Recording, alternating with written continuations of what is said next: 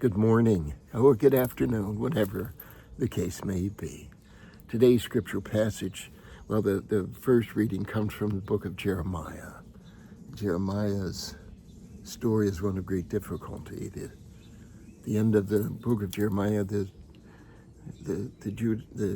Israelites don't escape exile. They are held in captivity in Babylon.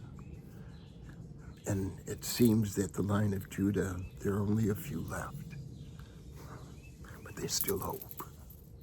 As long as there's breath, still hope. And that's what the book of Jeremiah is. Most theologians, and I agree, look at it as even at the last moment, the 11th hour, still hope. There's always a message in the mess, and it does come to fruition. The people of Israel do get to the promised land. Then we go into Matthew's gospel and we read about the wailing and gnashing of teeth. Oh my goodness. And it seems this same kind of ending is in store for people, that if we're not careful, we'll go into this horrible abyss of hatred and anger and persecution and fire.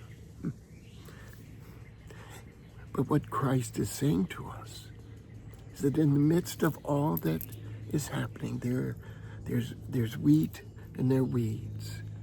And when harvest time comes, the wheat shall be separated from the weeds.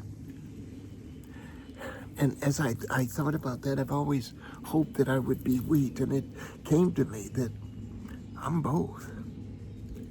They're most assuredly are weeds that grow within me. But I try to nurture the wheat, and while our society seems that all too often it is nurturing the weeds in us, the anger, the whole idea of not being one people, that we look at one another and think they're weeds. And the truth is, every time we point at someone else to dehumanize them, we are the weeds.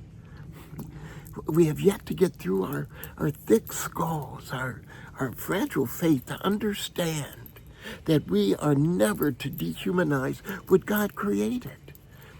We are both wheat and weeds. And we, in this life, are called to nourish the wheat. Heck, there's been times that within 15 minutes, I've been wheat, then weeds, then wheat, then weeds, then back to wheat again. But there's hope. You see, there's hope because, I've seen the wheat. I know how the wheat nourishes. I know the goodness of the wheat that feeds the hungry, clothes the naked, nourishes my day so that I can see every single one of God's children as wheat. And then somebody cuts me off in traffic, and all of a sudden, here comes this wheat. Yeah. We think we're being taken advantage of.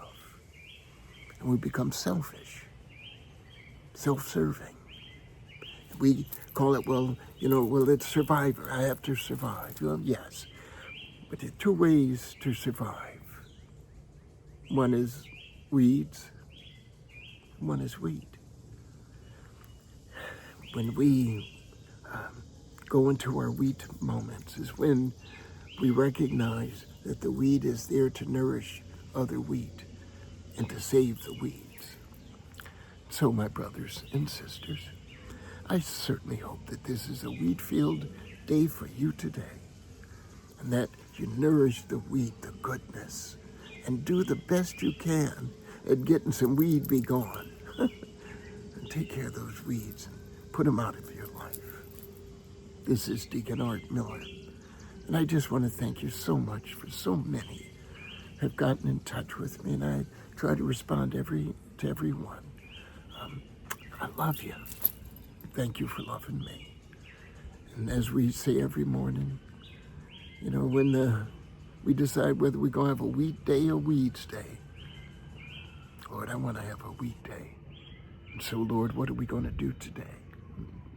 God bless you.